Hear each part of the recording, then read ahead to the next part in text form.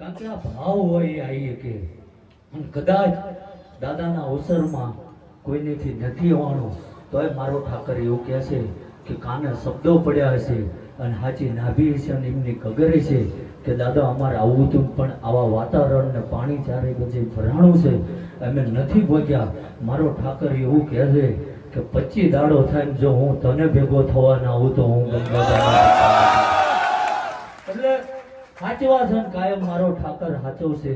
બધાને એક જ કહું છું કે આ મનુષ્ય જીવ મળ્યો છે 84 લાખ યોનિમાંથી ભટકતા ભટકતા આયા અને આ જગત ઉપર આયા છો તો તમે કોણ છો એ બતાવશો નહીં પણ તમે કોણ છો એ જાણ્યા વગર જતા નહીં.